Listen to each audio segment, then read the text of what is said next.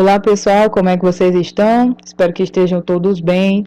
Sejam bem-vindos a mais uma aula. Nós vamos começar o nosso estudo sobre triângulos, né? Inicialmente, o que é um triângulo?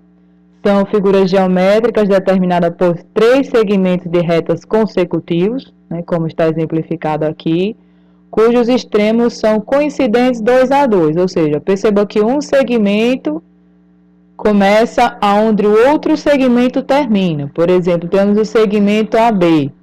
O segmento BC começa aonde o segmento AB termina. Tipo, o segmento AB termina em B, o segmento BC começa em B. Então, um segmento começa onde o outro segmento termina. Então, formado por três lados. Dessa forma também há três triângulos internos. Dessa forma também temos três triângulos externos. Vimos que a característica entre o ângulo interno e o ângulo externo é que a soma do ângulo interno com o ângulo externo é sempre igual a 180. Então, perceba, o alfa com o x dá 180, o θ com o z dá 180, o beta com o y também dá 180. Então, quais são os elementos do triângulo?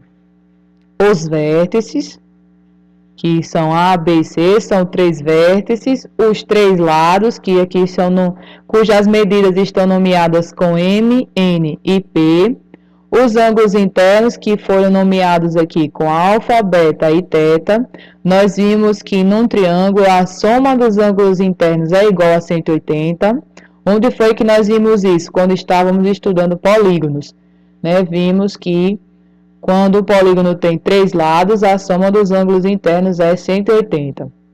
E os ângulos externos aqui, que foram nomeados com x, y e z. Podemos dizer também que o triângulo, como eu falei, é um polígono que possui três lados. Então, os elementos de um triângulo, como eu já discuti, são os ângulos internos, os ângulos externos, os lados e os ângulos externos. Como já vimos anteriormente, a soma dos ângulos internos é sempre igual a 180. Vimos que em qualquer polígono a soma dos ângulos externos é sempre 360. Então, veja, os internos, alfa, beta e θ é igual a 180. E os externos, que são x, y, z, a soma dos três dá 360. Outra característica que podemos ver aqui, considerando aqui o vértice A, né? No vértice A nós temos que alfa mais x é igual a 180. Então, o alfa é igual a 180 menos x. Observando o triângulo como um todo, observando os ângulos internos, nós temos que alfa mais beta mais θ é igual a 180. O alfa, nós encontramos que o alfa é 180 menos x. Substitui o alfa aqui por 180 menos x. Aí mais o beta mais o θ é igual a 180. Se eu passar aqui o 180 e o menos x para o outro lado, vamos ficar beta mais θ igual a 180 menos 180. O menos x que está negativo vai passar mais x. 180 menos 180 dá zero. Ficamos que beta mais θ é igual a x, ou que x é igual a beta mais θ. Então, perceba que o x daqui do vértice A, o externo que é o vértice A, no vértice A, ele é a soma, é igual à soma dos outros dois ângulos internos. Nós podemos estender essa característica ao triângulo como um todo. Então, se o x é a soma desses dois outros aqui, o y vai ser a soma dos outros dois, do alfa mais o θ, então o y será a soma do alfa mais o θ, a soma dos outros dois, e o z também é igual à soma dos outros dois, alfa mais beta.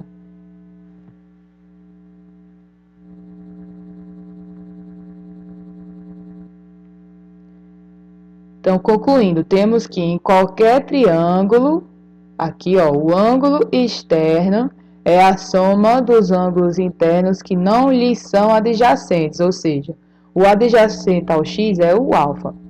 Então, o x vai ser a soma dos outros dois que não são adjacentes, ou seja, o beta e o teta. Continuando. Será que três segmentos quaisquer, três segmentos de retas quaisquer, se eu juntar os três segmentos, será que eu sempre vou conseguir formar um triângulo com três segmentos quaisquer? Né? Nem sempre. Existe uma condição de existência de um triângulo.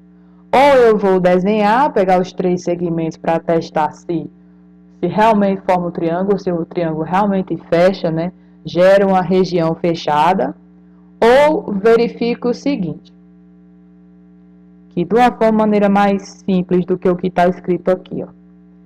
Uma condição para o triângulo existir é que a medida de um lado, tem que ser menor que a soma dos outros dois. Né? Teríamos o seguinte.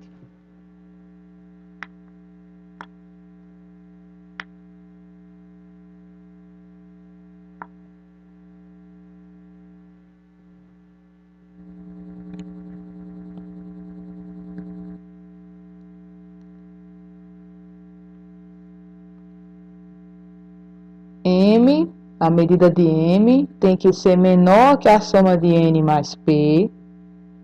O N tem que ser menor que a medida de M mais P. E a medida de P tem que ser menor que M mais N. Então, é a condição necessária para que o triângulo realmente exista. Então, ó, qualquer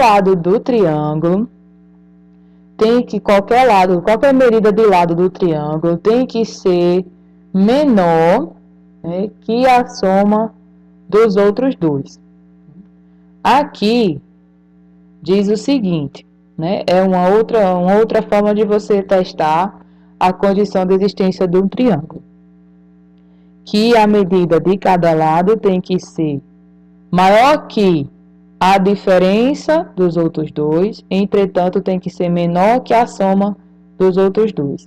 E aqui está colocado em módulo, porque às vezes vai dar negativo, eu tenho que considerar o módulo, porque nós estamos trabalhando com medidas. Medidas não podem ser, né, medidas de comprimento não podem ser negativas.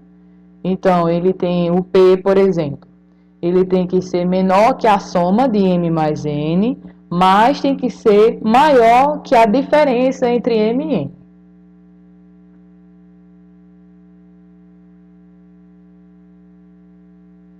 Vejamos um exemplo. Será que um triângulo, vamos imaginar aqui, com medidas 5, 6 e 7.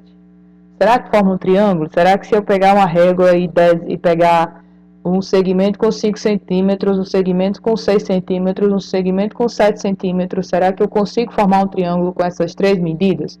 Então, vamos considerar que esse aqui é o M, esse é o N e esse é o P. Verificando essa primeira parte aqui, ó.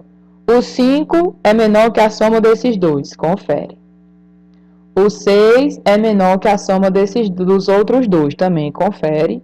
E o 7 é menor que a soma desses dois, também confere. Agora, então, segundo essa condição aqui, dá para formar um triângulo. Mas vamos ver o enunciado da desigualdade triangular como um todo, que ele tem que ser. Então, vamos ver, o 5, ele tem que ser maior que a diferença dos dois. Ó. Qual é a diferença entre 6 e 7? É 1. E qual é a soma de 6 com 7? É 13.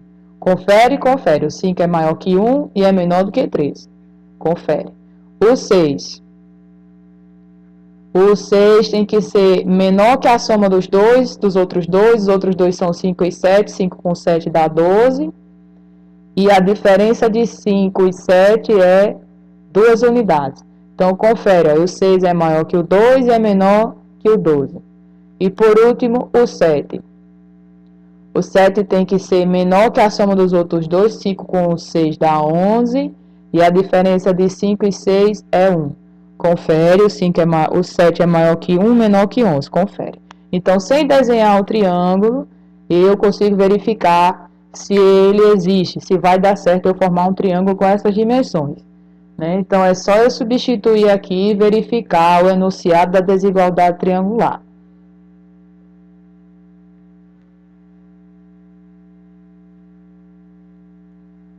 Classificação dos triângulos. Os triângulos eles podem ser classificados com relação à medida dos ângulos ou com relação às medidas dos lados. Se for com relação aos ângulos, vamos ver. Se os três ângulos internos forem ângulos agudos, nós falamos acutângulo, triângulo acutângulo. Se ele apresentar um ângulo igual ao o ângulo de 90, que é o ângulo reto, nós dizemos que é um triângulo retângulo.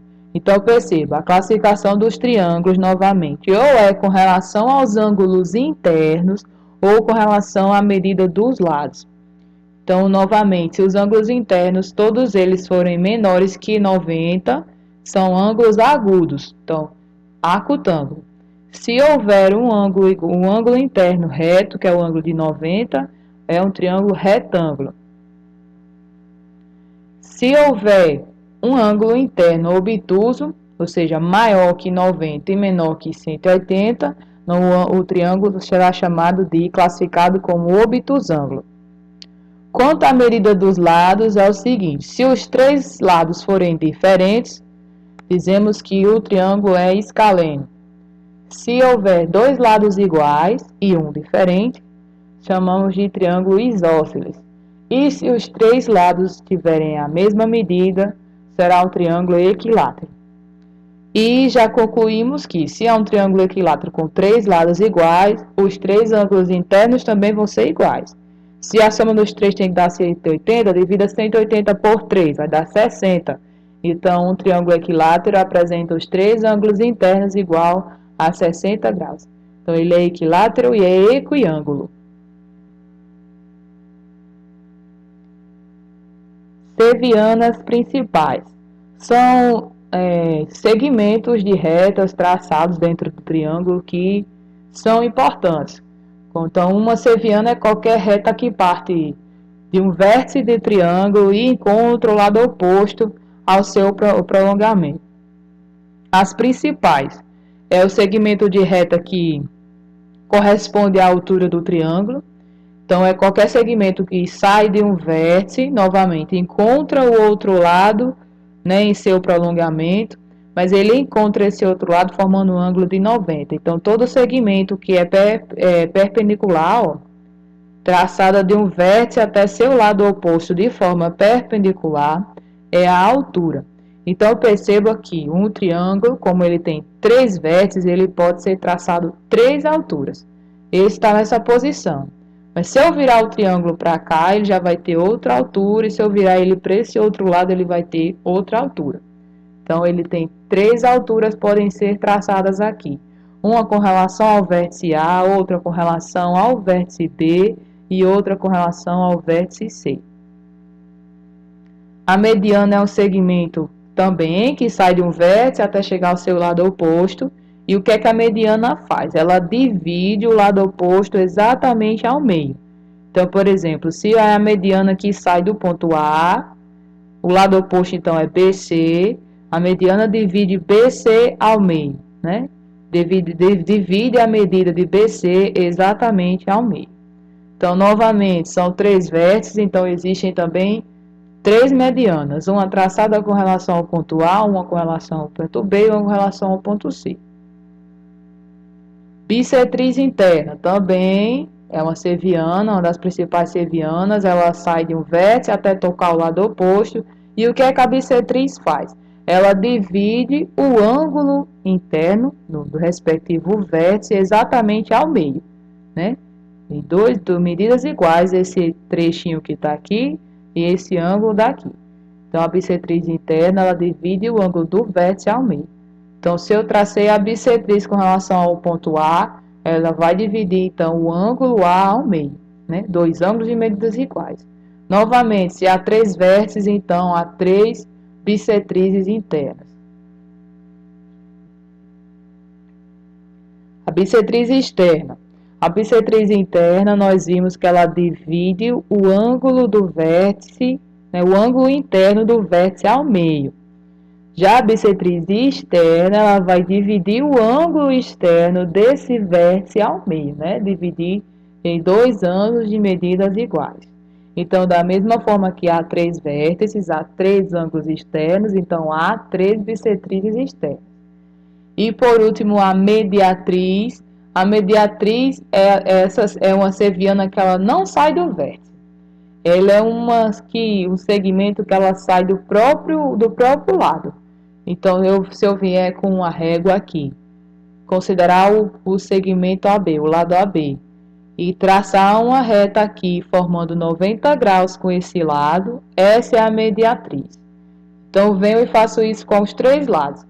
Traço três segmentos que estão exatamente no ponto médio, né? Ela tem duas características.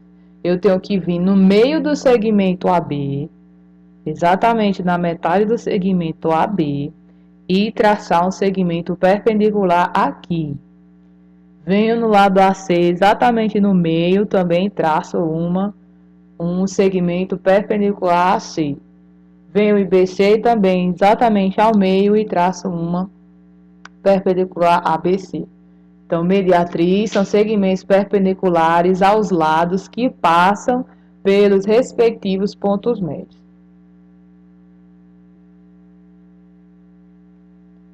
Outra característica são pontos notáveis. Por exemplo, nós vimos que tem três alturas. Quando nós traçarmos as três alturas, elas vão se tocar em um ponto, vão se encontrar em um ponto. Esse ponto, que é o ponto de encontro, né, o ponto de interseção entre as três alturas, é chamado de ortocentro. Da mesma forma, se traçarmos as três medianas, elas vão se encontrar em um único ponto. Esse ponto de interseção entre as três medianas é chamado de baricentro. É um dos pontos mais importantes porque ele representa exatamente o centro do triângulo, é o centro da figura. Se a gente fosse considerar um triângulo maciço, construído de metal ou algum material, um triângulo maciço, e que estivéssemos interessados no centro de gravidade do triângulo, seria então o baricentro, que é o encontro entre as três medianas.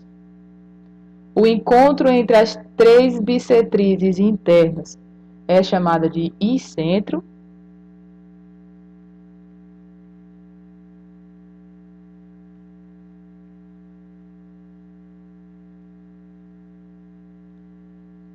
E, por último, o encontro das três mediatrizes é chamado de circuncentro.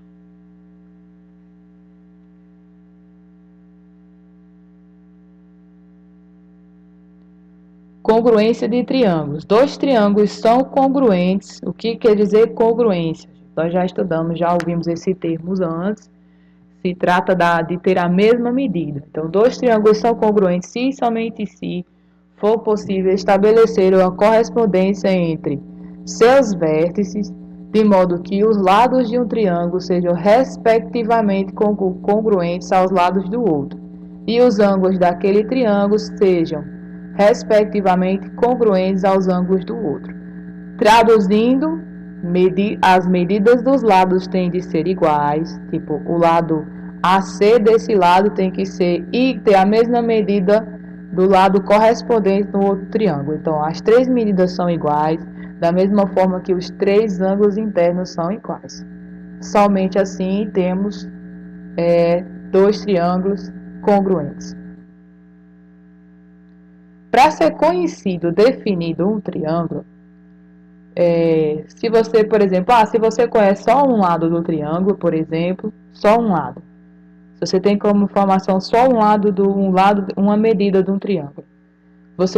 Apenas com essa informação, você não consegue encontrar os outros dois lados, nem consegue determinar os três ângulos. Então, você precisa de algumas informações para determinar um triângulo. Então, por exemplo, o primeiro caso é lado, ângulo, lado. O que quer dizer isso? Quer dizer que você conhece dois lados e pelo menos um ângulo. Então, se você conhecer dois lados e conhecer um ângulo, você consegue comparar, saber tudo sobre um triângulo ou conseguir comparar a congruência entre dois triângulos. Então, dois triângulos são congruentes pelo caso LAL, quando possui dois lados iguais, né? E o ângulo formado entre esses dois lados também são congruentes. Então, se você verificar que dois lados de um triângulo são iguais a outros dois lados de um triângulo, e o respectivo ângulo entre esses dois lados é igual ao respectivo ângulo no outro triângulo, verificou isso, dois lados e um ângulo, então você pode concluir que eles são congruentes. Se você conseguiu comparar, no caso, ângulo e um lado, certo? Por exemplo, eu conheço o lado BC, conhecer esse lado aqui, conhecer esse lado aqui no outro triângulo, verifico que os dois são iguais, verifico que os ângulos adjacentes, que são esses dois aqui, também são iguais, então já posso concluir que os dois triângulos são congruentes. Se eu conheço os três lados, não conheço nenhum ângulo, mas conheço os três lados, e os três lados desse triângulo são iguais aos três lados desse triângulo com relação a medidas, então os dois triângulos são congruentes. Se eu conheço, por exemplo, apenas um lado e um ângulo e um ângulo oposto, está aqui, ó. Conheço um lado, um ângulo que faz parte desse lado e um ângulo oposto, e no outro triângulo também verifico que eles são iguais, mesmas medidas, né? Verifico, no caso, lado com lado, ângulo com ângulo, ângulo oposto com ângulo oposto. Se forem iguais, então também podemos concluir que esses dois triângulos são congruentes. Então, perceba, para analisarmos congruência, não é necessário conhecer 100%, conhecer os três lados e conhecer os três ângulos. Se for um desses quatro casos aqui, você conhece lado, lado, ângulo, ou lado, ângulo, ângulo oposto, ou os outros dois que a gente viu aqui, três lados, ou dois ângulos e um lado, nós podemos estabelecer congruência também. E por hoje é só, pessoal. O objetivo da aula hoje era simplesmente explicar um pouco do conteúdo, né, das formas de discutir o que é o triângulo, suas características, sua condição de existência, né, e na próxima aula nós vamos aplicar esses conceitos, né, a próxima aula será apenas resolução de exercícios. Então, se cuidem, fiquem em casa, se previnam e até a próxima aula.